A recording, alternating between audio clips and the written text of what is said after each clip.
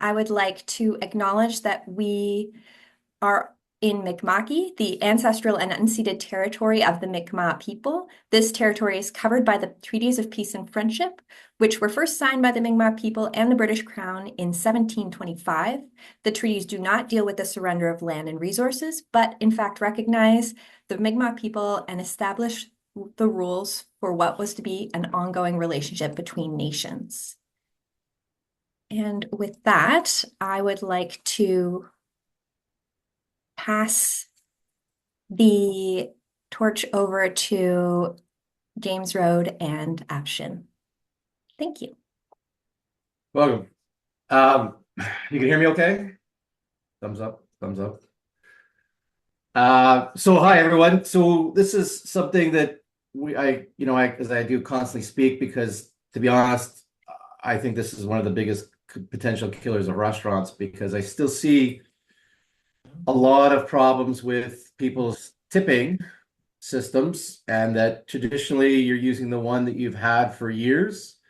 And when a CRA audit happens, you'll realize that how bad a bill it is. It can be that it wasn't even your money, right? You're just a flow through. But CRA, there's a very large potential liability, and that's why I speak on this topic, to try and educate people how to fix their tipping system so they can avoid what could potentially be a catastrophic tax bill.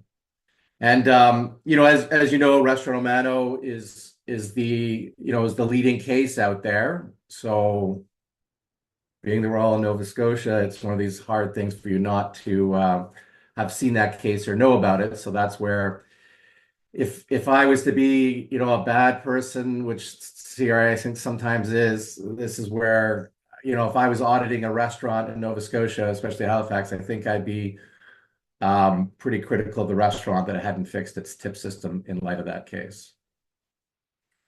So, as you know me, I'm a tax lawyer, talk tax, blah, blah, blah, guy talks. Afshin is the developer of Atlas. Atlas, there's two types of programs. I'll let him speak about that. The reason why I co-speak with him is because it's something that I was talking to him right from the start after I did my first presentations for Restaurant Canada. He reached out to me and I was like, here's all the things that aren't working in tip systems, including another one that's out there that's electronic. And I was like, this is why that one's not working. And so after me have had a relationship of where I tell him how to fix things or what to do for tipping systems, and he implements it to be something that even if I didn't have shares, I think I would have invested, because to me, it's the program that's compliant in every single province, which no one else can say. Ashford, do you want to speak about you? It's great to meet you all. Thanks so much for taking the time to be with us this morning. And as James mentioned, we're super excited to be sharing this information. Likely, you're all familiar with tipping information in one way or another. Our hope from this conversation is to really answer those critical questions that can make a difference for you as well as your employees. We promise that by the end of this webinar, you'll walk away knowing some new things and perhaps confirming some of the information that you were told before. And we're also hoping to address some of the myths that exist around tipping so that everyone can be informed and educated about the facts. Excellent. Great. All right. Well, sorry, this is your part, right? Yeah, of course. So what we're going to do is we're going to quickly go over tipping systems, and James is going to provide a background on where the regulations for tipping come from a federal and a provincial level. We'll cover the specific topics around direct tips and control tips, and then really provide a guide for how operators can actually establish this sort of a structure on their own. And then from there, we'll also share a little bit more information about Atlas and how Atlas can help you automate all of this. Of course, also leaving time for questions and answers so that if there's any other additional questions you guys have, we can go over. So with that, I'll kick it off here and have James go over this part that talks about really how tipping had begun in the world of cash.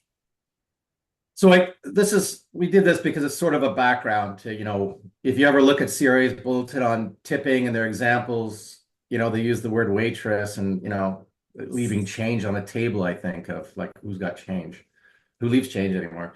So this is, the old days, right? Where tipping was in cash, and the idea was you'd put the money on the table, the employee would grab it up, maybe put it in a jar, then at the end of the day, before they all head off to the bar, they'd split up their tips, right? The good old days. So that's where, unfortunately, the CRA's leading case that comes from 1968 is sort of based on thinking like that, the employees get the money from the patron directly because they split it up and they take it home, and it never goes to the employer. But so we will go through this. The idea is that the business actually isn't involved at all. While we said conduit, the truthful matter is they're just in the restaurant, and the tips are being left on the table and then split up. Or maybe they're put in a jar and the employees for the next day, split it up. But it never enters the ownership or the control or possession of the employer. That's the old days, right? And tips were voluntary. No, let's go back. Afshin, I'll just finish those last 2 points. So the idea is because the tips are always in the jar or they're in the pocket of the employees, it's always in their possession. It never went into the possession of the employer, the restaurant. And again, they just divide it up when they want to divide it up. So next slide. So unfortunately, that is the old days, right? These days, the problem that's faced with, so I'm just going to mute some people here. Just because I get feedback. So the problem these days is, electronic tips, right? The only way that's existing right now is that the gratuities go into the merchant account. So unwillingly and perhaps, unwantedly, you take possession of the gratuities that are left electronically. And this creates a major problem because now you are in possession of these gratuities. And that's why I put the red box around, because that is the problem with our tipping systems today, is that if you get the gratuities in any way, your red alarm has to go off to make sure that you're in compliant. Because if you don't meet CRA's criterias, they'll say that was yours. Like it becomes akin to wages, because we're going back to that 1968 case by the Supreme Court of Canada, which takes 10 years to get there. So they were talking about chimney sweeps as in one of their examples. That's how old that case is, but that's the problem. Back then, cash not an issue. If the restaurant was taking cash back then, it's because the chances are the restaurant owner was taking the cash and then giving something out. Those are the old days, right? So the problem today is if you get the electronic gratuities into your bank account, your red alarm has to go off, and you have to be making sure that you're meeting CRA's criteria and, unfortunately, the court's criteria, because there's a little bit of a split between what the court says and what CRA says. So again, the tips are going to your employer bank account. The employees might not be in possession of the tips at the end of the shift, and often they're not, because your merchant bank account's not dropping for 24 hours. And then, later on, the employer, you might be dividing up the tips between the employees, or, you might be still giving it out after the shift's ended. So these are the things you've got to be like, if that's your system, you need to fix it. Next slide. So going back to an elemental start, right? The first choice is, do you accept tips or not, right? I call them experiments because some people are like, yeah, there's no tipping at our restaurant. There was a couple in Ontario, and I think one stopped it because the reality is, we all know it, is that not everybody reports their tips on their tax returns. If we can all gasp at one moment, right? So that's unfortunately what you're competing against. So the restaurant with no tips, increases its wages to pay its employees more money to subsidize what is no longer the tips. Except you can't subsidize somebody who's not reporting their tips, right? You might be getting, in some cases, some restaurants, right? You're at a factor of your 50% increase, right? So for every $1,000 of tips, you've got to give them $2,000 of wages to get to the same after-tax position. So to me, it's a philosophy, but you're competing against a crazy market where people who don't take tips, I think, are at a disadvantage, right? You got to make yourself better in other aspects. But regardless, or you move to Australia, right? Where there's no tips. So if you're into the yes, you've got three possibilities. And I thought of this, unfortunately, later. CRA just amended its policy. I knew about this because I'd found a 1990 bulletin on it, or that's how old this problem is. So you've got control tips, direct tips, and then what I call hybrid, where CRA now accepts that you can have both, an employee can get both direct tips and control tips. So you'll have three categories you got to be thinking of. But at the end of the day, you just got to focus on the two, because when an auditor comes in, it's a little bit of a light switch for them, right? They're going to find they either have a direct tip system or a control tip system, unless you have done it perfectly with your control tips, that there's basically a box around it. So an Atlas can help you with that, because I've done it for clients and I showed, Alice, here's what the auditing standard will be for that. And so to give you an example, that's if you're all wondering, is generally it's like a banquet room, right? You have a banquet room, people are coming in on contracts. Here's your contract price. You might be putting your HST on it, and then you're adding an autograd. So, and as we'll get into it later, autograd is an automatic control tip, right? But if the auditor's in, the auditor's saying, oh, you've got an autograd, ooh, control tip. Okay, yeah, but just for the banquet room. Boom, here's all the reads for the banquet room. Here's how I treated that control tip. I put these tips on their T4s. That's where you survive the audit.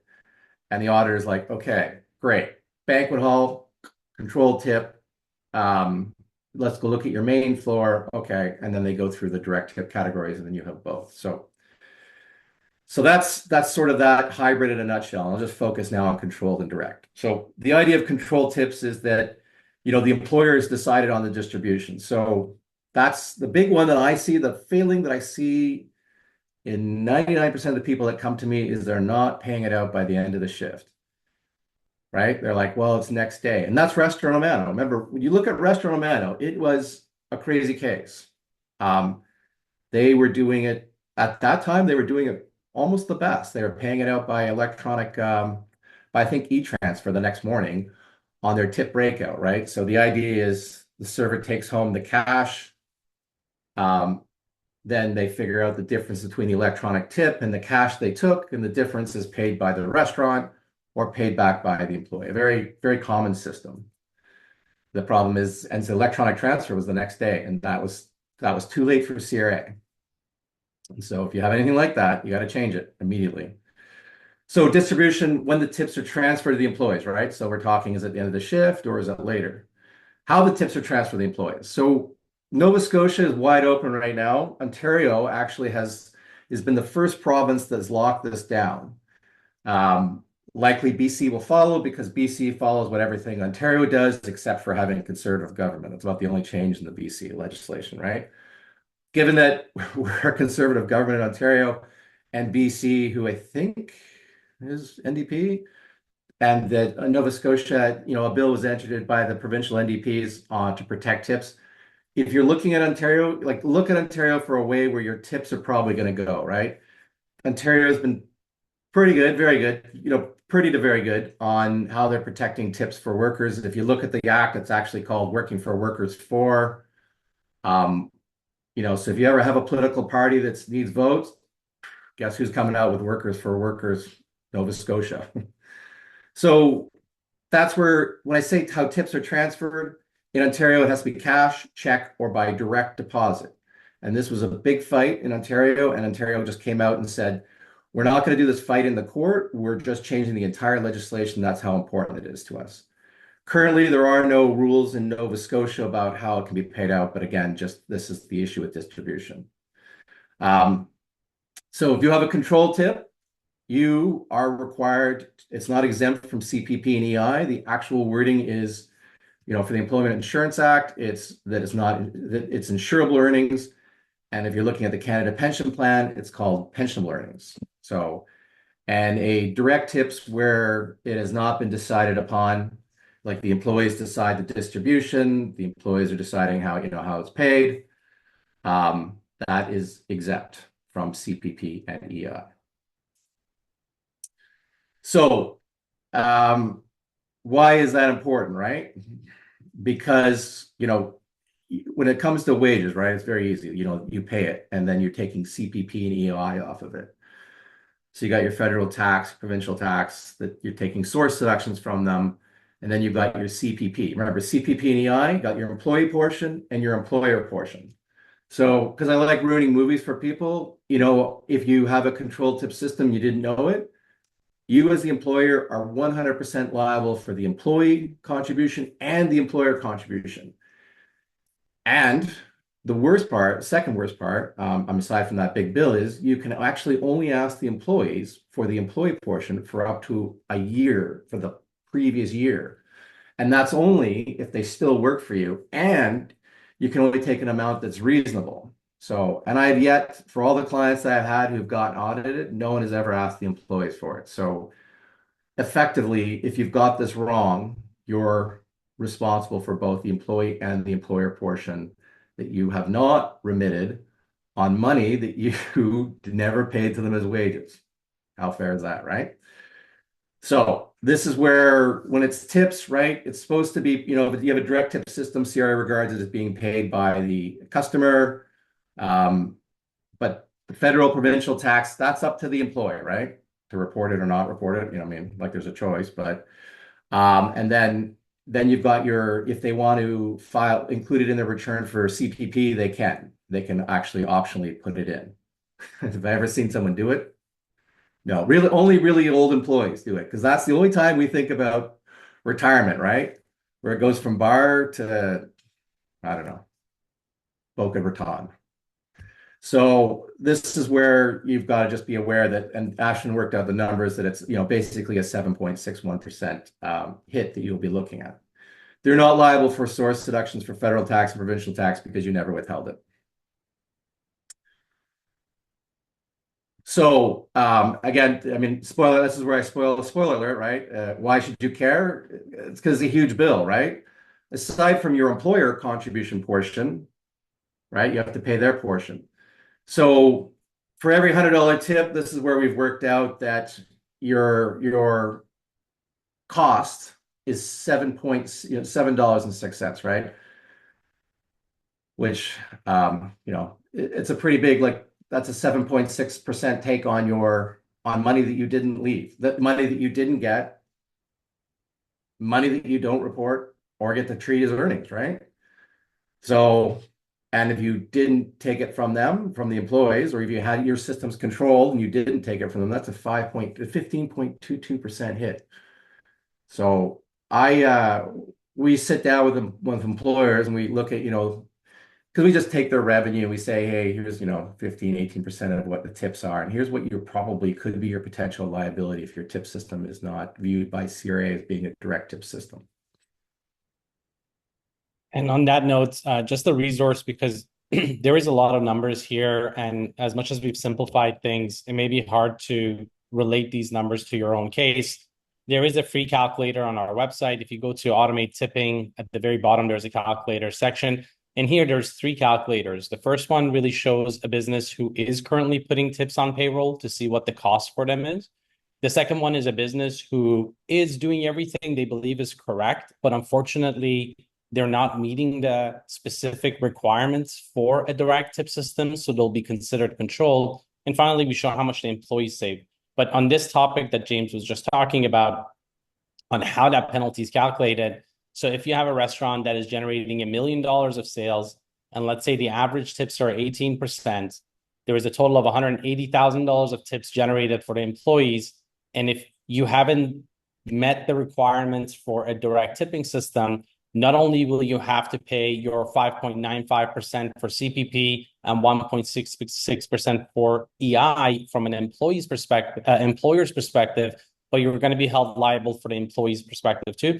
As well, they can go up to 3 years back, and the penalty essentially can be triple the amount.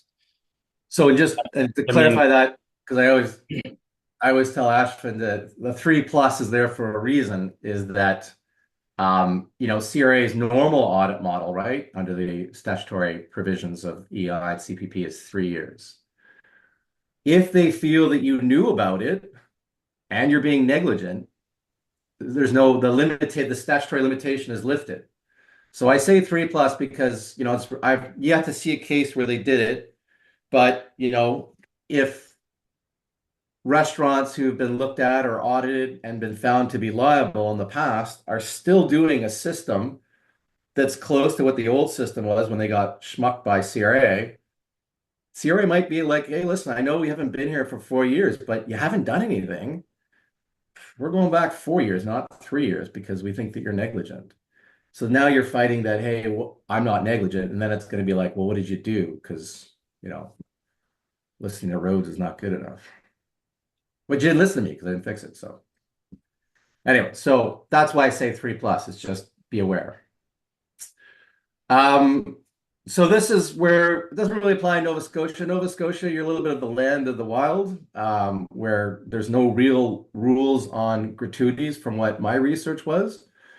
You'll still have the common law system, and the common law system's 100% that gratuities belong to an employee, right? I mean, there's very few cases out there where an employer was, legitimately allowed to take gratuities and say that they were actually for his because, the intention, which you probably get judicial notice, is that when people leave a gratuity, they're leaving a gratuity for the employees, not the employer. So I do the Venn diagram here because while in Ontario we've got a bunch of things that jump on you as an employer, as the restaurant. In Nova Scotia right now, you're very clear. So the provincial involvement in you right now is low. But I'd say get it working out because your government already, I guess your dissent, whatever that word is for the people who lose, majority, whatever they are, the dissent government, the shadow government, they brought out a bill to try and put some limitations on tipping, right? The one that surprised me was that you can't take the merchant surcharge from the gratuity when you're giving it to the employees. And Ontario doesn't do that. I don't think BC does it. Ashton called BC, I think. But Ontario definitely, as part of the regulation, allows a set percentage or the actual. Good luck trying to contribute your actual, right? Because you'd actually have to go through each of the cards that everybody uses. So I say right now, you don't have to worry about it, but look at Restaurant Amano and then look at Andrew Peller. Both those systems were legacy systems where it's like, this is the way it's been. It's always been like that. And everybody thinks that's fine. And the employees have been good with it. It's not fine. No one's winning these cases where they say, I've got a legacy system and it is the way it is, right? Because and I'll talk about what triggered this audit, but somebody was unhappy and it's the employees that were unhappy. And generally it's an ex-employee who's talking smack and will say anything to get a controlled tip because it gets them a bigger EI payment, right? So I tell people, yeah, Nova Scotia's, relatively unlegislated for tips provincially, actually completely from what I'm seeing, but expect it. So that's why I want to go into it. So in Ontario, the Employment Standards Act has very strict regulations dealing with tips. That's monitored by the Ministry of Labor. In Nova Scotia, you have your Labor Standards Code that's monitored by this Labor Standards Division. On their website, I went to it, and they specifically say that right now that tips and gratuities are not protected by the Labor Standards Code. In Ontario, they are. In BC, they are. So I kind of expect that's going to happen in Nova Scotia. So the other thing that we see in Ontario, and you see it in BC, was the workmen's compensation legislation. They're going after tips, right? Because they got on the CRA bandwagon that controlled tips are paid by the employer and akin to wages, and therefore they're akin to wages. You should be contributing as the employer. So this is where in Ontario, I'm in a fight right now. Love fights with WSIB to say they use the word verifiable tips, and I'm like, what is that? Like, what is a verifiable tip? Is the employer typically have no clue, right? I mean, you can look at your, your leads and see the electronic receipts, but nobody's defined it yet. We're in the fight. I'll probably win, but BC Restaurants Canada got involved and actually stopped it and said, you've never defined verifiable tips. Right now, it's up to the auditor, which is what Ontario was like. Um, I was gonna, in my head, I was mentally doing this to the auditor because that's sometimes what my discussions are about what is a verifiable tip. Because they're not even following CRA legislation. In Ontario, the first pronouncement, this is why it's so scary, was every gratuity on a credit card is verifiable by the owner, and therefore should have been the total amount of tips received should have been included in the compensation for the purpose of your insurable, whatever that word is, for figuring out your insurable premiums for your restaurant. Can you imagine every tip you had electronically is now included in your what is deemed to be wages, right? I mean, you just doubled your wages. You just doubled your premiums. So Restaurants Canada has been freaking out and did a really good job in BC and got BC to back off, and they've now pulled off and said, we will, we will consult with our stakeholders. One would have thought you would have consulted them with before you did it, but hey, why not, right? So Ontario, I think, might go through that model because Ontario's got a very strong organization as well. Restaurants Canada is now coming at them. So I'm just letting you know, though, that if you follow Ontario or BC, you've got to make sure your systems, because not only are you having CRA jump on you and show up to take your money, you're going to have your WCAB, which I forget now, Workmen's Compensation Assistance Board or something like that. So anyways, we'll go next slide. So I put this link on because for how important this is to a restaurant, there is very, very little out there. So this is CRA's pronouncement on it. It's basically 2 pages. And if you go right to the bottom, Ashvin, I look at this constantly because one, that's how my mind works, but it just got updated on February 7th of 2024. Remember, Restaurants Mano is an old case now, right? Went to the Federal Court of Appeal. They issued their pronouncement. So CRA hasn't changed anything. They just added one of the things I saw or I noticed. It'd be nice if people told me what they're changing, right? Wouldn't that be nice if they said, hey, what did we change?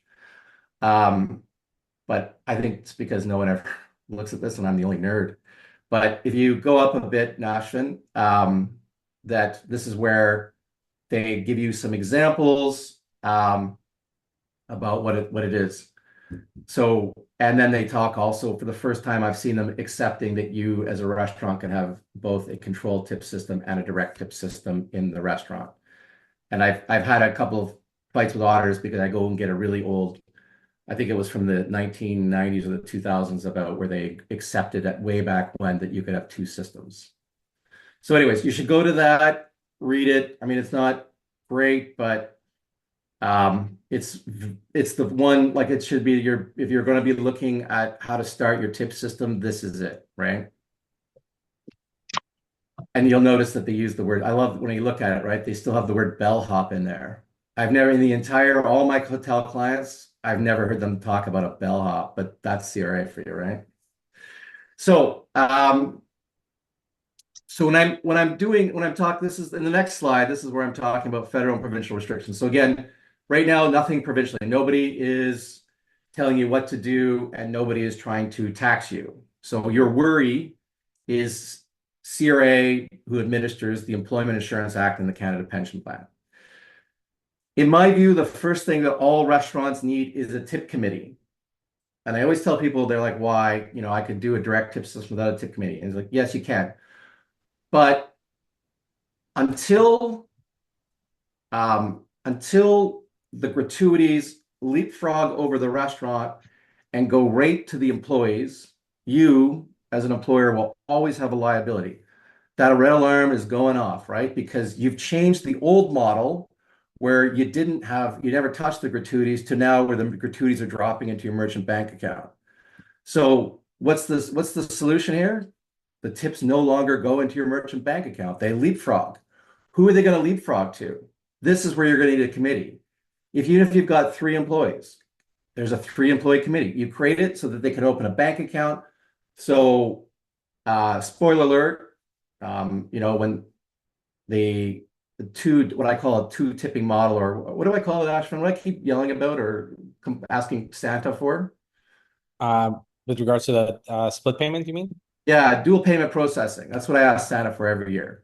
Because dual payment processing is one payment for the food and drink goes to the restaurant, the payment for the gratuities goes right to a different bank account, which is the employee committee. So why do you need an employee committee? Because it's not about making sure you have a direct tip system. It's about the future where you tell the employees, I'm not taking this payment because I will not take this liability. I am absolving myself of the liability and the money's just going to go to a committee. Also, the other bonus is that you're no longer liable for the credit card processing fee, right? Because dollar for dollar, the electronic tip that's left goes dollar for dollar into the employee's bank account. And then they get to learn how bad merchant processing fees are, which we all love. So you need to set up a committee, right? Because that's the real reason. But the reason is if you're going to create a tip system that's direct, it has to be decided. The allocation, the final allocation has to be decided by the employees, right? So you need a committee because it's the only way you're going to make a decision on behalf of, any more than say 9 employees. And maybe, James, a quick note there on who can be on the committee. So when I talk about the committee, right, it's got to be all. They have a bunch of rules, but these are me having done CRA fights across wide numerous things, and also having doing corporate law. So it's got to be an odd number, right? Because if you do an even number, say a committee of 2, 4, 6, and they come to a deadlock, guess who's making the decision? You. And if you make the decision, and this is if you go back to shareholder cases, and the person who gets the decision making is usually viewed as having power, and now you, because you're breaking the deadlock, have now made the decision on the tip distribution, and CRA is a very good chance the auditor will be like, well, you made the decision, so therefore you decided on it, and you are now controlled. So even numbers, 3, 5, 7. I don't like 7 because 7 starts getting unwieldy, but in large restaurants that I see in downtown Toronto with multiple different positions, I'm like, okay, I understand if you want 7, but because they want to try and do representation. Usually it's because they want to do representation amongst the various groups, and there's usually a ton of back of the house and a couple of front of the house, but I don't. It's my alarm bells go off when people want to do 7. I like 5. 5 to me is happy times. So of that 5, 2 front of the house, 1 so what I call management or supervisor position, and 2 back of the house. And that's how I like, and that's by and large when I'm doing a restaurant and setting them up, I do a 5-person committee, 2 front of the house, 2 back of the house, 1 management. And the idea is that that's a pretty good way to create equal representation amongst all people. So I say that because if there's any, people on here who have that, and I call it old. I think it's an old dinosaur model where servers are entitled to the tips and servers distribute the tips, decide how to distribute the tips out. I don't like that model. It's not reality. It's not based in law. In law, an employee, if a client leaves at the gratuity and says, you are the best server ever, this is for you, that actually is the servers, right? The customer has given the tip directly to the server for their service. If they don't say it, then of course the representation is for the ambiance, it's for the food, it's for the quality of the drinks, how well the restaurant runs. Like nobody can put a pin on what the customer is leaving the tip for, right? So as you are the employer and you are receiving these gratuities, you are a trustee because that is not your money. You're receiving it in trust that you will give it out to the employees. It's an informal trust situation. So as an employer, well, what do you do? Well, you draw a box around the restaurant. Who contributed to this dining experience that the patrons so loved? And it's definitely, we all know it's not service, right? If the steak comes out burnt, I can tell you my story from a certain place in Nova Scotia, but regardless, you don't tip great, right? You might tip the server, here's 2%. Thanks for bringing me out a burnt steak, right? Or not at all. So there's no way anybody can say that it's tipsing 100% on service, right? It's on the ambiance. And so as an employer, you have to step back, draw a box around your restaurant, and say who contributed to the experience. So I get into fights sometimes where people are like, well, the various employees are saying the host doesn't really do anything. I was like, well, they do. They're in the restaurant, they're working, they're pleasant, nice, they don't hit the client and they take them to the table and, they might be cleaning up the table or pulling anything off of it or cleaning the dishes for the settings that aren't required. They're in the pool, right? Okay, what about managers? Managers really don't do anything. Well, they do actually. They do all the shifts. They organize the restaurant. If you have floor supervising managers on the floor, right? They're doing emergency busing, cleaning. They do everything, right? So I reject. I'm a popular guy, right? I reject when employees tell me that who is entitled to tips, and there's a certain group who get the lion's share of tips. I understand that, but they don't. They try and dictate it. I get into fights with them, like, how do you know? And I'm like, because I know. This is all I do. This is the employer's responsibility is to make sure everybody is in the box, gets something. That's something. That's the start, right? Get something. It's then what that something is up to the employees. And a couple other quick questions on this, because setting up a committee is something that everyone should consider doing, whether they work with us, where it's automated through our system, or they want to do it themselves. Just a couple of quick questions on this. So it's got to be tip earning employees that are part of the committee. Is that correct? No. So if I'm not a tip earning employee, can I be part of the committee? So honestly, the only thing that in Nova Scotia, because there's no rules. In Ontario, there's a rule about who gets tips, right? And if you're a shareholder, a director, or an owner, you can't get a share of the tips unless you do a position similar to other people in the restaurant who are earning tips, or in another kind of restaurant exactly like yours, they would be getting a tip. So I see this mostly for executive chefs and stuff like that. There's no other executive chef in the restaurant, but they can point to other restaurants where the executive chef gets tips. So who can be on the employee committee? Employees, right? Depending on what the circumstances are or why you're asking that, I'm just going to believe that you are asking that a non-tipping employee, like say a GM or someone high up, should be on that committee.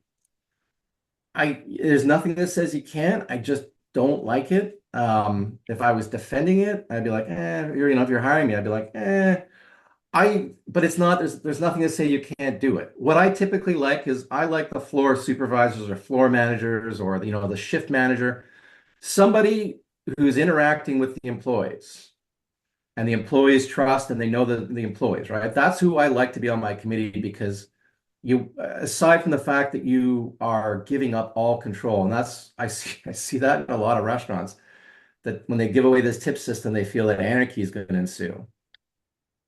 Right? And it won't. I haven't seen any anarchy. You get a lot of little fights and stuff like that, but the other day is you're giving up the control. And the reason I want to see this too is because I see this a lot is when the employees, like, you cut an employee early and, the first part of the shift was slammed and then you cut them and then they're no longer there and then it's dead for the rest of the shift because that's why you're cutting them. And they're like, well, hey, I worked half my shift, but I didn't get half the gratuities for that shift. You cut me because there's no one else. Sorry, and I know the Ontario cutting rules. The Nova Scotia cutting rules, I don't really know too well, but I'm just going to assume, a half shift, 6 hours cut by 3. And so who do they go to say, hey, it's not fair that I got 50% of the shift's tips, right? They go to the employer, right? They go to the owner. It's not fair. You get involved in these. And then suddenly what you're doing, you're making a call on the distribution of the gratuities. You can't do that anymore. This is the other reason for the employee committee is that it is taking this out of your hands and you will no longer be making decisions. So when you set up the committee, I like to try and remove the owners as much as possible. So do I let GMs on? They can be on, but do I like it? No, but who listens to me, right? So you can do it, but I don't like it. I like to get someone lower in the chain because one, I find the employees accept the people that are in their face, working with them. So, but when you say there's no gratuity earning, that doesn't matter, right? As long as they're an employee, they have the ability to be on the committee. It's more so to clarify the intention behind this is to provide clear separation between the decisions that are made about the tips and the decisions that the employer makes. And this way you can ensure that it's not considered wages. James, I'm just going to do a quick time check as well. We're 45 minutes in. We do have 45 minutes left, just so we can leave time for questions as well. And in the meantime, if anyone has questions, feel free to type in your questions inside the meeting chat box, chat window, as Danielle had mentioned, and we'll be happy to either answer it if it's relevant to the point that James is going over, or put them all together at the very end. Wait, okay. You go, you finish. No, I was just going to say, are you okay for me to go on to the next slide? Nope. So that's fine. So number one, right? The employees are control tip distribution. Number two, the committee is tasked with everything. So I do a governance document, setting out the ideas, using corporate knowledge to create the committee and how it should run. They take care of everything, including the disputes over gratuities and tips and getting shifts cut and all that. So the third point, right? The committee needs to set up a bank account because they got to take the money by the end of the shift. I'll talk about that more. But remember, if you go back to CRA, right? CRA's view. Maybe Afshin, can you pull that up? That website, the CRA website, because it's the last time I looked at it. It's so important. They give you two examples of it. So here, let's just the last bullet, right? A customer includes amount of tip and returns the employer returns the tip amount in cash to the employee at the end of the shift, right? So that unfortunately, in exceptional circumstances, the cash can be paid out the next day after if there's not enough cash on hand. I can tell you in my work with Restaurants Canada, dealing with CRA, dealing with the top people, they do not view that. I don't know why it's still in there. It's going to come out. I'm surprised it is. I noticed that they forgot the period at the end of the sentence. So I feel like someone messed with it and didn't take it out yet. But when I talk to them, they are not good with you doing it the next day. Like, hey, it's a holiday and I didn't have enough cash because it was a crazy, crazy shift or weekend. I mean, if you do it twice in the year, okay, CRA will follow that. But unfortunately, I see a lot of people are like, well, it's the weekend, and so, well, unfortunately, I don't know how many, 52 weekends in a year, like it's 52 times you're wrong. So that's too much. So, and then look at example number two, right? Direct tips. You are part of the serving staff in a restaurant. The owner informs you that if a customer pays by credit card or debit card involves a voluntary tip, the restaurant will return the full amount of tip back to you in cash at the end of each shift. They've said this twice. And this is the problem I see with all the people that come to me to get fixed, is they are doing a payout that is not at the end of the shift. You need to figure out something that does it at the end of the shift. I know nobody's accounting department is sitting around at 3 a.m. wanting to help the employees determine the trip system, right? So you need to do it in advance. And what the secret here is you're either doing it with a cash flow or you're doing a pad, which is a pre-authorized debit in before the end of the shift. But I cannot emphasize enough that this is the number one problem I see with every single place is that they're not paying it out. And I know, like, I hear your argument, right? I don't have it either. It's sitting with the merchant bank account and it doesn't drop for 24 hours. I don't have it. CRA doesn't view that way, right? CRA views you as having it by, it's in you, it will be in your merchant bank account, right? And I've not seen a single case where people talk about the merchant bank account, unfortunately. So but I'm just telling you, this is every single one I'm in, they're looking at that. Did you pay at the end of the shift? Prove it. And the other thing is that people are always like, well, how much control can I do? Can I set up this committee? Absolutely, right? I mean, I joke around, but most places when they're trying to set up a committee or have their employees decide on something and they've got 10 or more employees, it's the equivalent of like trying to put 10 cats in a wheelbarrow. Not going to happen, right? So you as the employer step in and you make the decision. I have the employer start everything. They get the ball rolling because that is their duty as the employer. They draw the box around who's going to be who's in a tip position. They decide the people that should be the tip committee members. They decide the tip committee setup. because they have to do that because that's the only way you're going to be able to start this ball rolling. Because if you have the employees sit down and try and decide the number of them, how many people should be in the committee and who should be on it, you'll never get it set up. Set your time frame for 6 months from now, in my experience. If you start it, I always find it works really well. Great. Let me know when you're ready to move on, and we do have a couple of questions. Okay. Well, do you want to hit the questions well, Yeah, let's hit the questions for a bit. they're going to be relevant, so maybe I'll read out the first one for you. Okay. Our restaurant has two owners who are a partnership. We both work 14-hour shift, 14 plus hours a day seasonally, and we are we considered employees, and we do a direct tip model where cash gets paid out at the end of the day. So two owners, they're both working, basically tip earning roles as well. And they are paying themselves with cash at the end of the day. So, on the assumption you're a corporation, then you're employees, right? Even if you're directors, you're 248 sub 1 of the income tax act as your employee. If you're a sole proprietor or a partnership, you're not employees. But that's not really the case, right? The case is that if the essence of CRA's decision is that the employees who are arm's length from you are making independent decisions on the tip sharing. So yes, you're working crazy hours. Are you entitled to receive tips? Yep. There's nothing in Nova Scotia that prevents you. Ontario, there is, unless you are doing the same position as the people that get tips. And I'm just mentioning this again because for James crystal ball says Nova Scotia is going to go the way of Ontario. It's too delightful for a political party to raise these things. So, can you be in the tip committee? Yes, but just remember, right? If you've got employ a restaurant of 58 people and two of you are on it, and it's a committee of 5, well, you've got 2/5 of it now, right? And okay, that's great. But if it's a committee of 3, then no, right? You're controlling it. So it's like an essence thing, right? Like sniff test, right? Can I drink this milk? I do it, right? Okay, yeah, still good. So can you be on the committee? Sure, but do the sniff test. Does it seem like you're going to control the committee? Because if you are, then an auditor who really wants to find that it's a controlled tip model will be like, you decided. So that's my answer to that. Okay, great. And we have a few more slides left just to finish off the requirements for a direct tipping.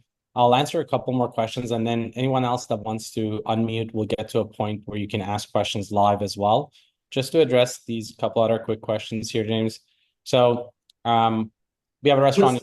Let's go through the slides and then ask the questions, because you're going to ask me questions and it's going to ruin my slides, the very big surprises that are in them.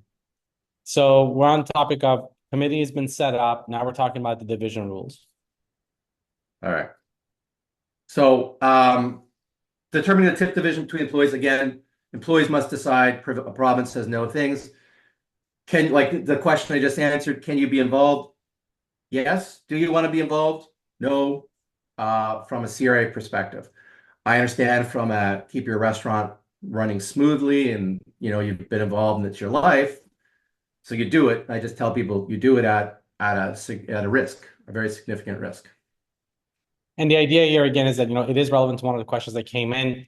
The employer has the experience, they know the end-to-end service is dependent on all the team members from the host in the front all the way to the most junior dishwasher in the back collaborating together. So if you have an opinion on how the tips should be divided, or Joanne here, for instance, like you guys dictate how much you go to the kitchen, this can come as a form of suggestion. And in our experience, when we're setting this up to create that separation, when the logic for tip sharing is pragmatically explained to the team members, they are okay with that. They just want to see more transparency and more consistency in how those tips are being divided up.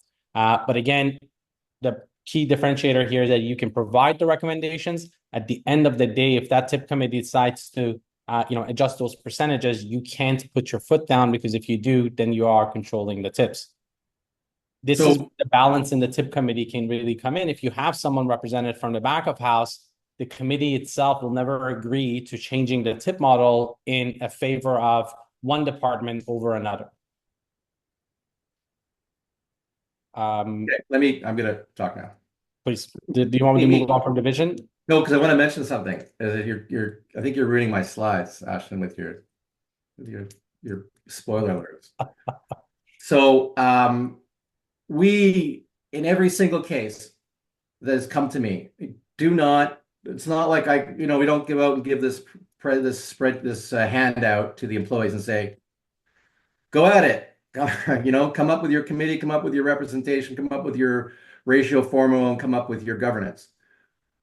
The employer, we do it. We set it up with the employer as a start, right? And it's a very important point that when you're starting this, I mean, this is you want the sell to the employees is that if we don't get this right, this goes on your T4, right? All tips are now declared. Weirdly, some of them won't have put it on their returns voluntarily, and they're in for a tax bill. So I've yet to see a restaurant employee line up, and sometimes people put me in front of all their employees. And I'm like, here's the issue, right? If the employer wants to be 100% safe, they're just like, we're going to control, and you can deal with the tips on your T4. I mean, it's not good for the employer because then they're sadly they're less competitive against the restaurant that has a controlled tip system but doesn't do anything until they get audited, right? So, but you as the employer will always start everything. So you're all worried about your questions. We start with the employer listen, this is what we want. And I say that because I'm yet to see, like, employers are the only ones in all my experience who have a really good idea between the shift between the back of the house and the front of the house, right? They're aware of their labor shortages. No one in the front of the house knows what the labor shortage is for kitchen staff, right? Or faculty, some of the times how much training goes into the kitchen staff, which I value. The back of the house sometimes is one of the hardest things to recruit for. So if you're dealing with employees that refuse to say, give anything to the back of the house and your system's falling apart, or your restaurant's falling apart because you can't recruit because they're not getting a share of the tips, this is where, employers will step in and say, hey, guess what? Now it's a control tip system. And I, the employer, as trustee, and now unilaterally deciding who will get the share of tips between front of the house, back of the house, and management, right? Because the other issue you always see is, how do you get a really good server to become a manager, right? Where they go from having a share of the tips to no tips, but yet in charge of more things, and technically, in my belief, having a more critical action on your more critical response or outcome for your restaurant, right? So that's why I say managers should be included in the tip pool, because you got to recruit. One, you can't recruit them, and two, you got to retain them, right? And if they're not getting a share of the tips and they're making less money as a manager, oh yeah, they're going to stick around, right? So all employers, you sit back, I let them start it. What do you think is the proper sharing? And a lot of the times we're coming against the historical, this is the way it's been. But remember that you have something in your pocket, which is, listen, if this doesn't work or I don't like it, it's going to go controlled, and all these tips are going to go in your T4. So this is where you've got to go and say, all right, here's my suggestion, right? At the end of the day, the employees have to make the final decision and run with it. And they can change it down the road, but we always start it. Next slide. So method of payment.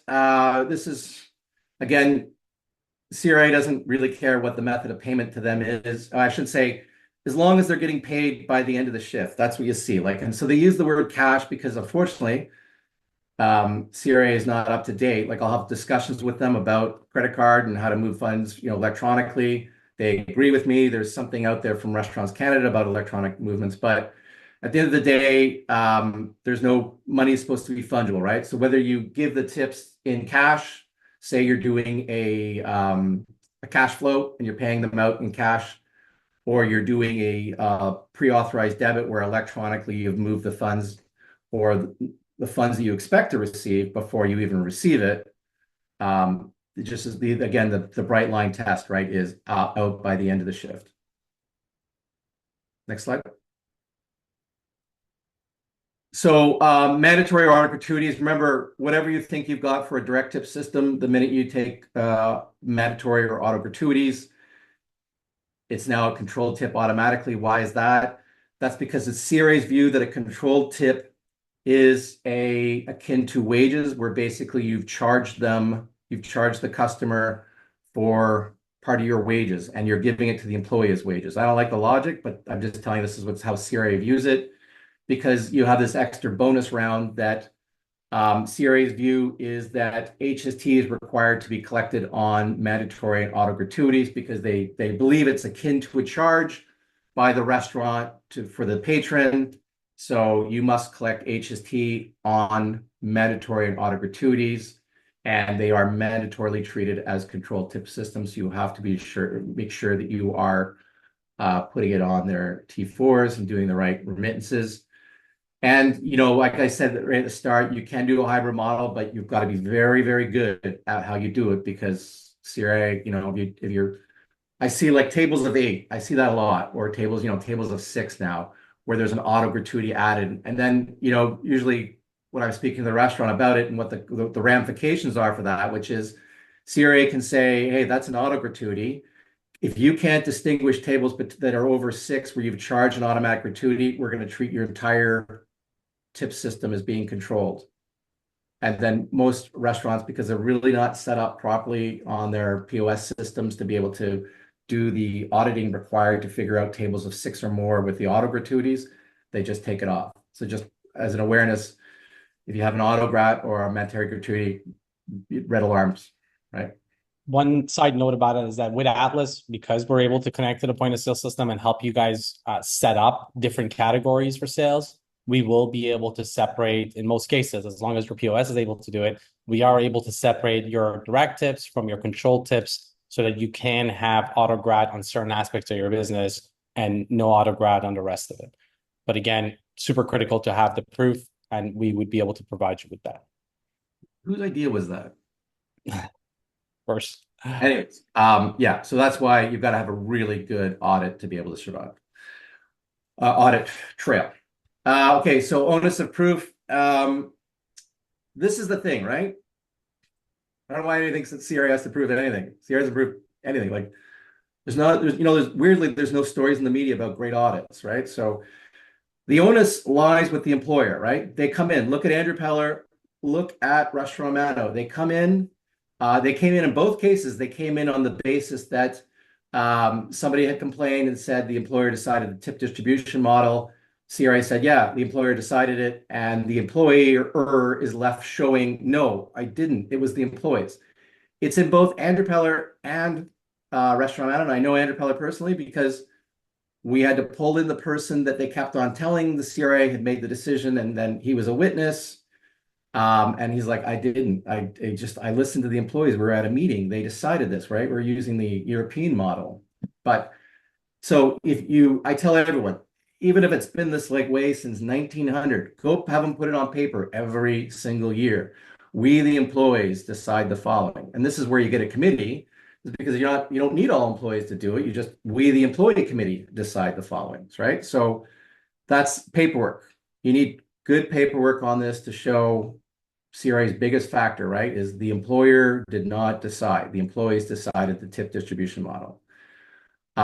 I can say that too, the other aspect to this is, so when an auditor comes in and they're like, hey, look at all this revenue from your POS system, and your POS system hopefully doesn't have gratuities going into revenue, but you receive this money. So they'll do a bank draw analysis of your restaurant. They say, hey, look at all the money coming into your bank account, which doesn't match your POS. Well, why? Because, we weren't treating the gratuities as revenue because it's not ours. That's common law. The auditors will be like, well, yeah, but so it's not your money, but if you kept it, it's your money, it's taxable. Well, and so what are you left with, right? You're left with showing the CRA, I didn't keep it, I paid it out. This is where I don't like the cash flow thing is you need receipts, right? Because how do you show what's coming out of your cash flow that you're giving employees? I mean, they might all agree, hey, we, the employee committee, agree that every gratuity received on every POS for every shift was paid to us. But if you're doing electronic, it's so much easier, right? Because it's just, there's your records, right? Boom, boom. You're out. We got this. It went to Alice. Next slide. So again, okay, I want to just talk about how does it happen, right? Look at Restaurant Amano.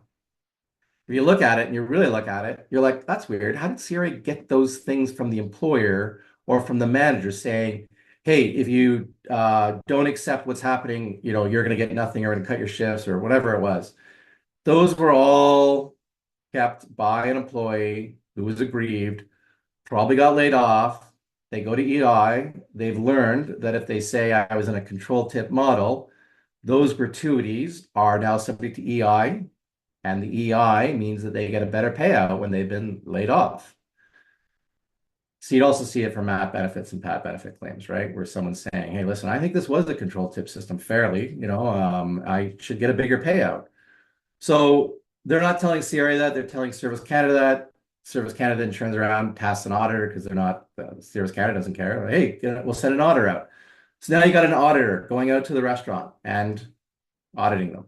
And that's where Restaurant Mano, in my opinion, happened because typically restaurant audits, when they come in for a restaurant audit, it's a dedicated team who actually know about the law about gratuities and will do all the restaurants in the area. So I feel like it did happen in Nova Scotia like a while back, maybe 8, 10 years ago.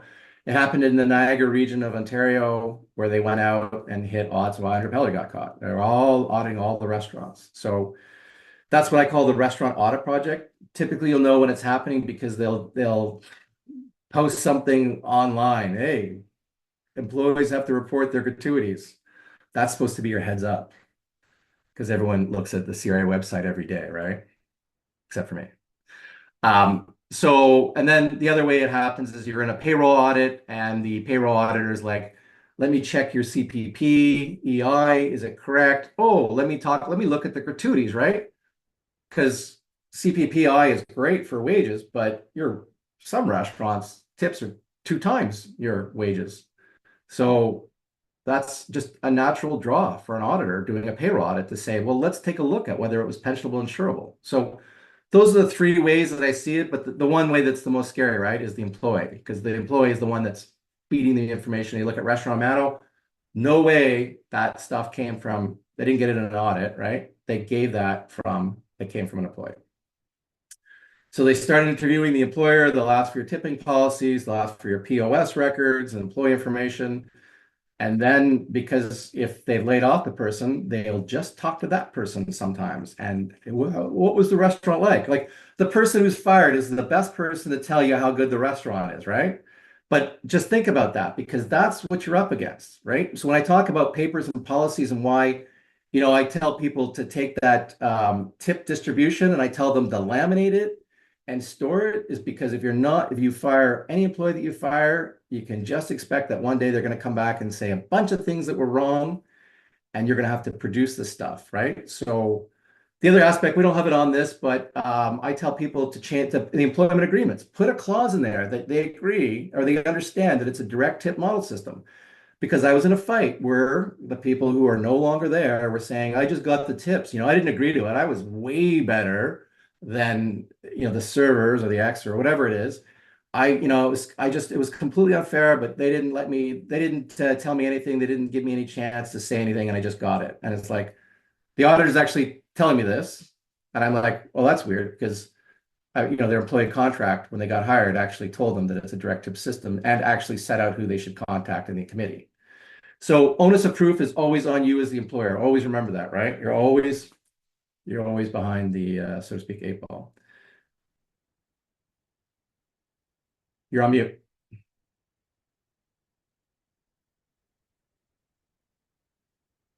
There we go. Just a quick time check, James, because we are 20 minutes out. I do want to jump into the last slide and then start to answer some of the questions and then leave a couple minutes for Atlas's pages as well. So the last one here, just re-emphasizing the example James was mentioning, and this is actually relevant to Todd when asked the question with regards to, hey, have you had an experience with tip cards instead of cash, attempting to eliminate cash from the business? These cards are anonymous, no SIN numbers or bank accounts associated with them. Is this an acceptable approach? Tip committee can disperse the tips easily at the end of the shift, as there is a bank account in the app that self-funds the program.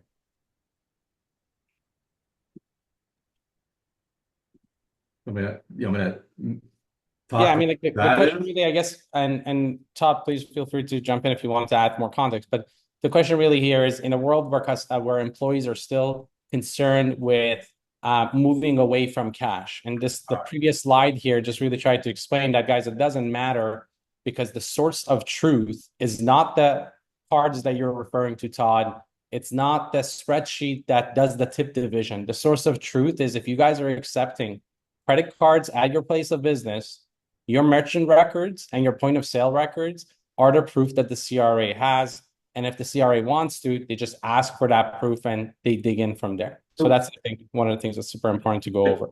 It's not even, actually, you're wrong on that.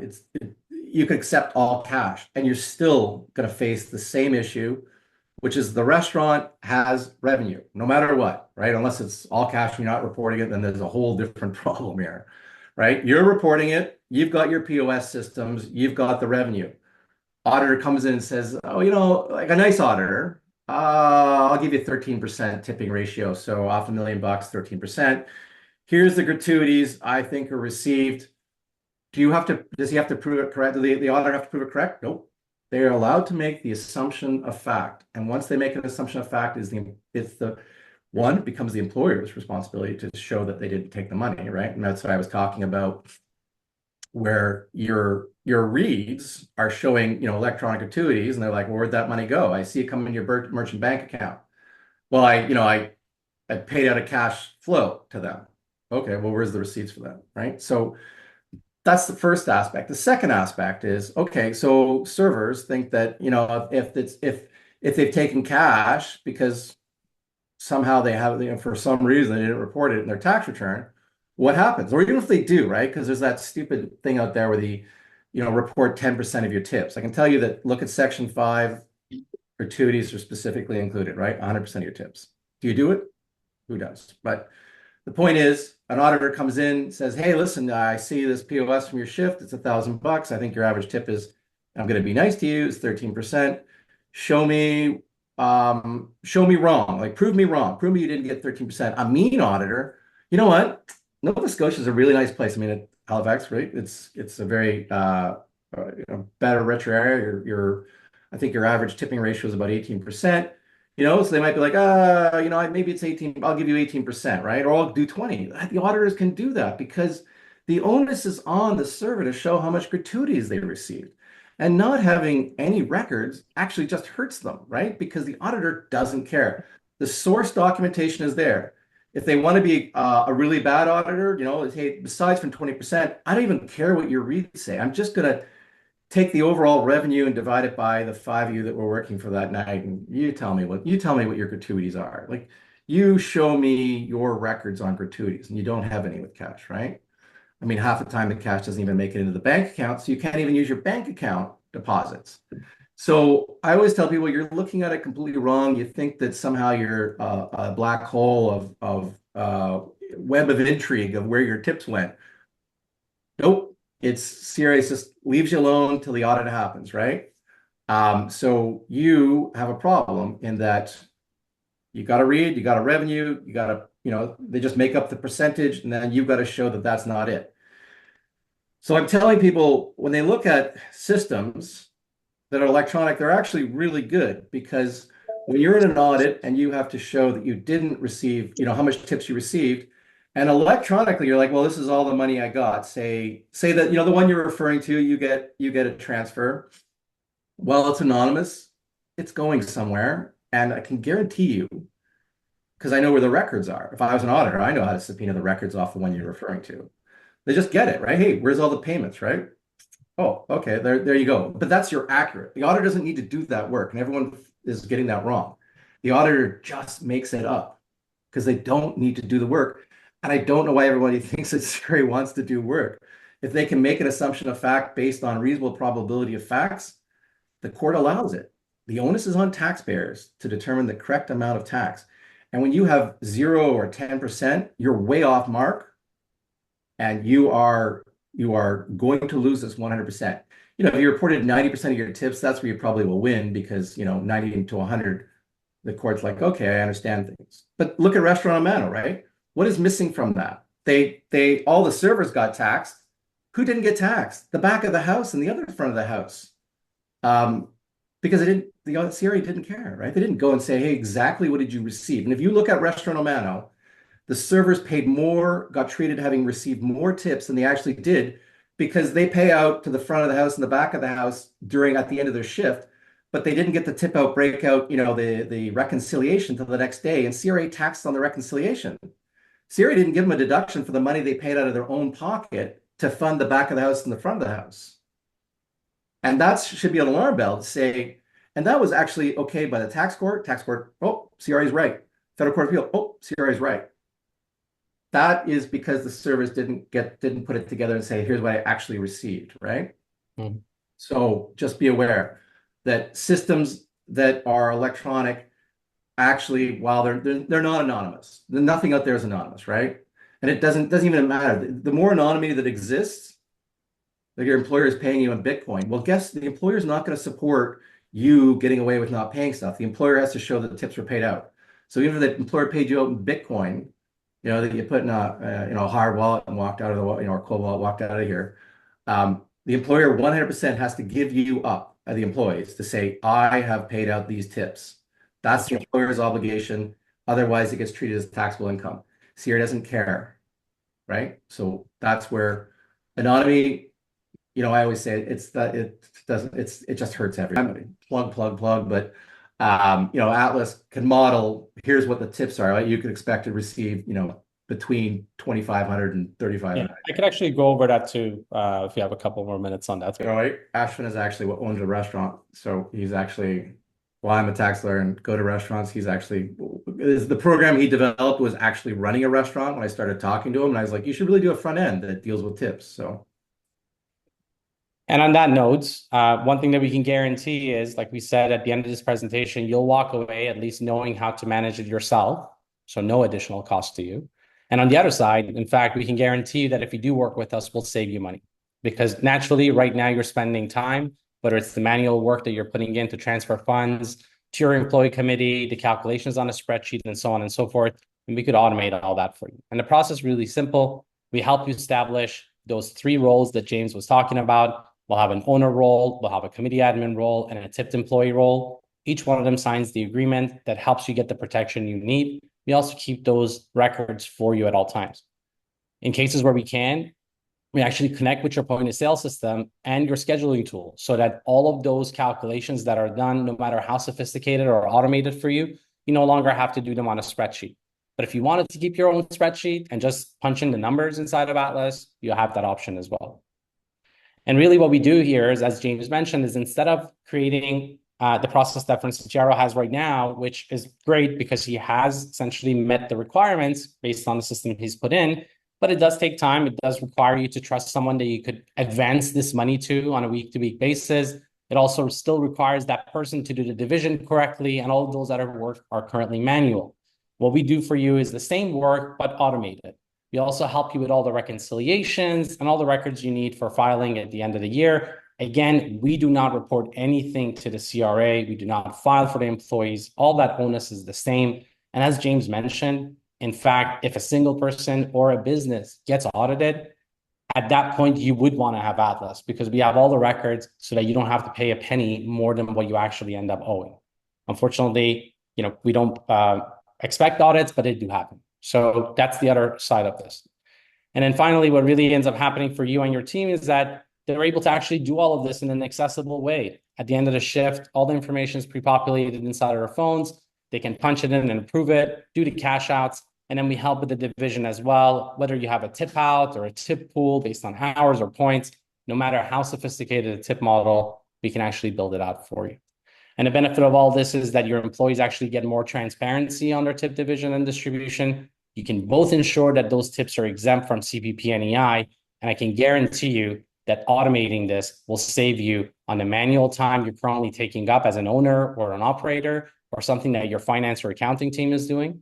And on the other side, if you're managing cash, all those bank runs and trying to get cash from a bank are getting more and more time-consuming, dangerous, and also cumbersome for you. So we can help you solve all of that. Any questions at all left? We have a few minutes. We're happy. Yeah, so I'll jump into the questions. So I just want to address that, I got that comment, right? Like, hey, more cost for us. And one of the most accurate things that was said to me and all my clients was, this is the most work I've done for not my money. 100% he was correct on that, right? But this is a compliance issue where CRA doesn't care that it's not your money, that you didn't get it. Every audit, look at it. Andrew Peller, Restaurant Mountain, they didn't get the money, but it didn't matter because that's not it's pensionable insurable earnings. That's the government's, that they had to make sure of that. And so they take that money because if you, the employer, didn't do it, then they will assess you as being liable. So part of the idea of this compliance is, yeah, it sucks. It's work and it's cost, but the bill that you get, like Restaurant Management's bill, I think was $100,000, right? And that wasn't their biggest or biggest restaurant, right? The bicycle thief, I think, there's a lot better revenue. And they didn't audit that, and that's why I know it was an auditor, an employee who'd been fired claimed it was controlled, and the employee won, right? It was a controlled tip system, and the employer is going to be rewarded with extra EI payments. So just want you to be aware of that. The good thing is there's a cost to you, but just remember that if you switch to different systems like Atlas, right, where at some point when Santa gives me my dream wish of a dual payment system, and the money goes into the employee bank account, those merchant fees you're no longer paying them, right? You just saved yourself a 3.5 average. So plus you don't have to worry about your CPP EI issue anymore, right? So I wanted to raise that. So so the next question I'll do is so this is from Greg. Our restaurant is in Nova Scotia, and the POS system tracks all the credit card tips, but the employees pay themselves at the end of the shift. In this case, since we have, as the employer knows how much the credit card tips are for each employee, should we be putting those tips on the paychecks rather than having them paid out at the end of the shift? So that's not the test. Knowing what the credit card tips received are is not the test, unless you're in Ontario and you're dealing with WSIB as of yet. So as of today, the issue that you want to be is, are you dealing with a controlled tip system or a direct tip system? If they are paying themselves out all gratuities, cash and credit card, by the end of the shift, that was CRA's had the two examples said that is a direct tip system, and as a direct tip system, you are not required to put it on their T4 because a direct tip system in CRA's view is pensionable and insurable. So, but there's now that I realize there's actually a comment I want to say, because I talked about CRA, and the reason I talk about CRA so much is, you're speeding, you're doing, 20 over the speed limit, and a cop passes you doing 30 over the limit. He's not going to pull you over for speeding, even though you are speeding. So to the extent that you're following CRA's guidelines, you shouldn't land in an audit and be in court. Restaurant Amano and Andrew Peller, the reason why they ended up there is because the auditor thought the employer decided the tip distribution. But the reason why I want to talk about the court cases, because the court cases actually say if the employer pays the employee, they don't talk about controlled or direct. It's just if the employer pays the employee the gratuity, it's pensionable and insurable. CRA has not changed their policy to be that, what I call draconian, but you have to be aware of that. If you are paying the individual employee and CRA changes its policy, you can be held liable, even if you've got a tip system that was decided by the employees, even if you've got a committee that's fairly represented and that you're not on it, right? If you pay the individual employee, you can be liable. And I tell everyone that warning, because that's really that's what the court case stood for, right? If you look at a restaurant managed by the Federal Court of Appeal, the employer paid the employee. So this is another idea of paying the employee committee, is that you haven't paid the employee, you've paid a committee who then distributes it to the employees, right? And I say that it's a layer of protection, right? CRA, that case did not deal with the committee. Restaurant Mano transferred each employee directly. Andrew Peller, they sent checks to each employee directly. So as much as possible, if your system is paying the employees directly, stop it. Move to something that is a committee, that the committee is then deciding the distribution to give yourself some extra protection. Again, Santa, if it's dual payment processing, the money leapfrogs over you, goes right to the employee committee bank account. Then you have never paid the employees directly. In my view, is you are safe, and technically direct versus controlled is out the window because you could never pay them. So, and the idea is it's going to come. It has to come. Santa has to come, right? As the money comes into leapfrogs over you and goes to the employer bank account, whose bank account's going to be doing that, right? I know that when that happens and I'm talking to people and they want to have zero liability for EI and CPP, you'll be like, I need that bank account. Well, that needs a committee because the committee needs to open the bank account to distribute this funds unless you have more than one employee. So you will need to have a committee just for that reason alone. And that's the reason why I keep talking about the committee as being your first step. So the next question, we have a lot of discussion around the amount that the server tips out to the kitchen. As of now, we dictate how much the server has to tip out. We collect it after each shift and pay it out to the kitchen staff every 2 weeks. Should be removing ourselves from this process. So what are my alarm bells here, right? Well, you, the employer, sounds like you are telling the server that they should be tipping out more. If you're in that fight, I probably would say flip the control because I know what your problem is, right? Back of the house is not getting tips. You're having retention issues. Make the decision, right? Just take it out of their hands. But the reason is you might not be doing it now, but CRA is going to view that you were doing it, right? Even though you're fighting with the server about how much to pay out and, it varies and sometimes they get what they want. And all CRA is going to hear is that server that got laid off that said, look, here's the email from you telling me that I have to pay out more to the back of the house. Boom. You're offside, control tip. Even though you went through all that time and effort to fight it and get it somewhere, you just screwed it up. So get a committee, put it in writing. The idea of the committee is that it is not just the servers, right? That is one of the 5, right? You got other front of the house, you got a manager, you got 2 back of the house who are all having a say or to share the tips. The last part is I see this a lot where people think because the money is not a lot, right? The server puts it in an envelope and it's to be distributed to the back of the house. Typically, they give it to the head chef. In the old days, I see this where we couldn't account for where some of that money went. And as I move people to spreadsheets and proper accounting, there's always that query little look as to why suddenly they're all getting more money in the back of the house because the executive chef had helped them to a portion of what they thought was reasonable. Once again, the head chef will be linked to probably the employer because the employer probably created that system. So now the head chef has made the distribution of tips amongst the back of the house. What is that? Control tip system.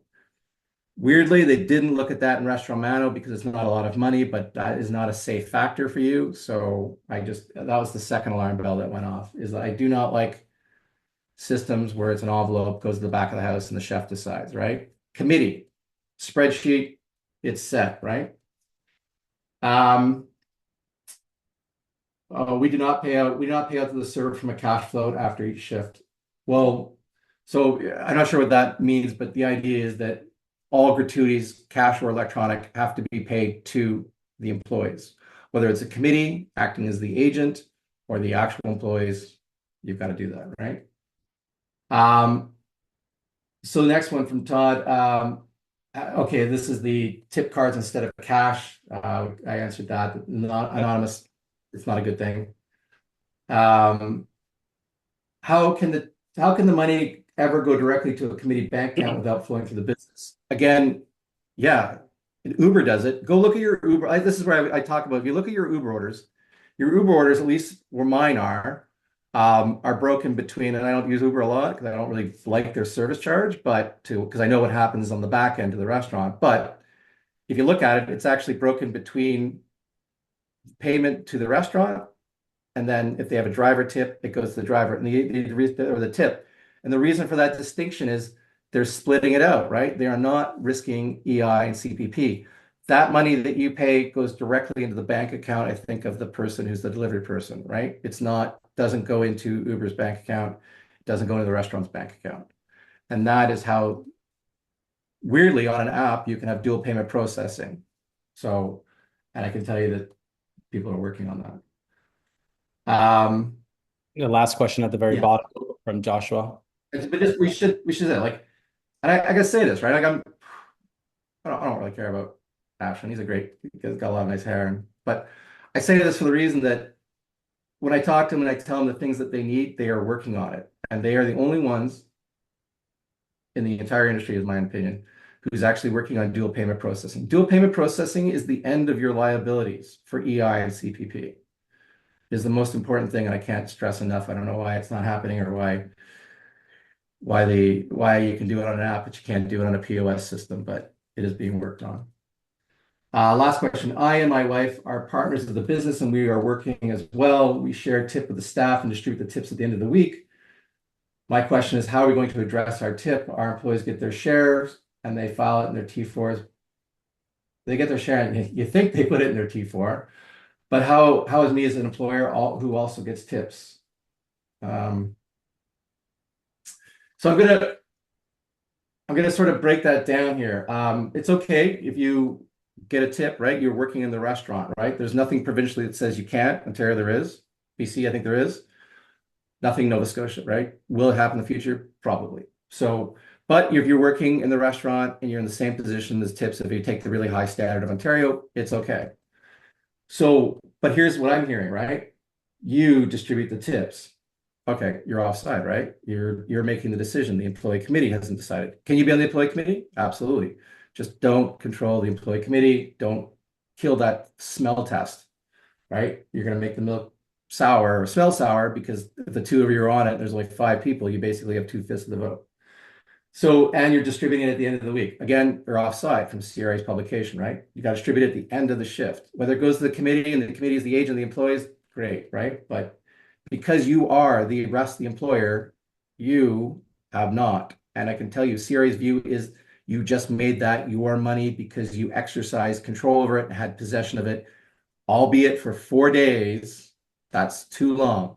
So, and I can tell you, because we on behalf of Restaurants Canada, we were pleading with CRA, please, restaurants that close at 3 a.m., right? 2 a.m., 3 a.m., you're not shifting out to 3. Nobody's there. How are they going to get the tips right? There's a lot of paperwork. People can't have to see that time, right? CRA is like, sorry, our view is at the end of the shift, all gratuities must be received by the employees. Full stop. That was the end of that discussion with them. Next question about the tip committee signed document. Should it specify that it is direct tipping? If the committee signs this on behalf of employees, how will we assure that all new employees learn consent that they are not part of the committee? So you sort of mixed up 2 things. They said, one, in the employment agreements, which I know a lot of restaurants don't do employment agreements, but it's now I see it happening all the time as we get. And the idea is in your employment agreement, you put a clause in there. Our restaurant works on a direct tip system. The tips are not ours. We do not treat them as our.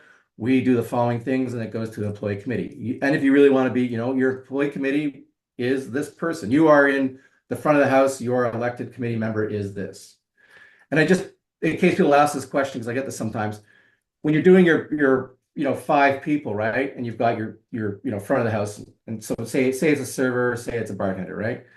Can everybody vote for that person in the election coming up? Absolutely. I don't put restrictions on voting. I just say one position, each of your positions have to be from this. Who votes for them? Everybody, right? It's not the chefs vote for the back of the house chef. It's everybody votes for everybody who gets on the committee, because that's the idea of voting, which we're going to find out how good it is today.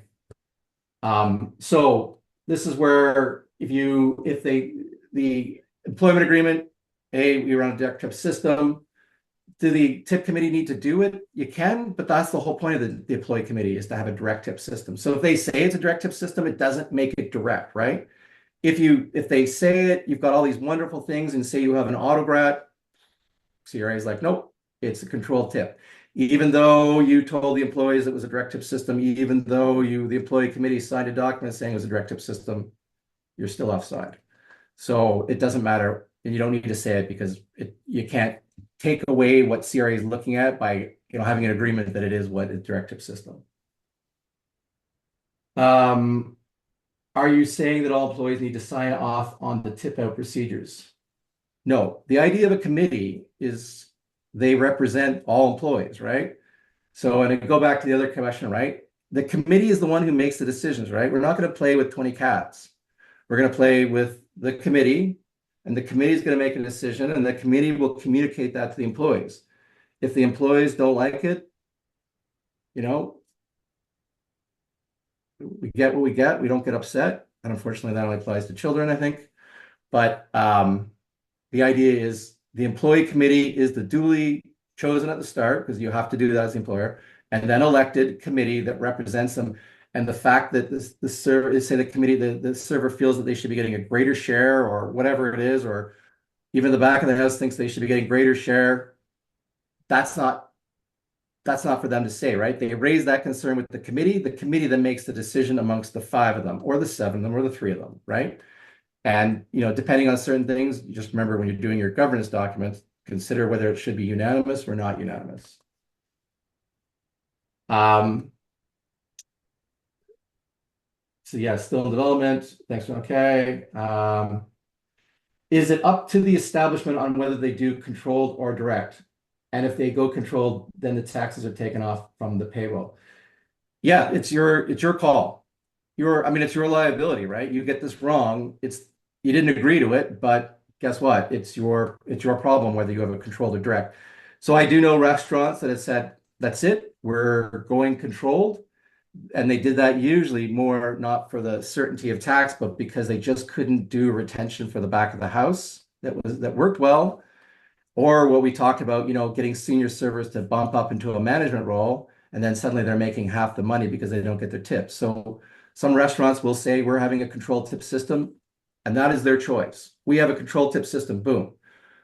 The employer then knows their liability, right? All gratuities are treated as being subject to EI and CPP, and to an extent they're taking off the EI and CPP as the employer. I know you're going to say, hey, listen, how do we control the cash? Well, if the employees receive cash and put it in their pocket and you don't know about it, there's nothing you can do as the employer, right? But by and large, these days, most systems are 90% gratuities are received by credit card or debit card. So you've got the control over 90% of it. And so that's where you're taking your source deductions from. But it is your call. Any other questions?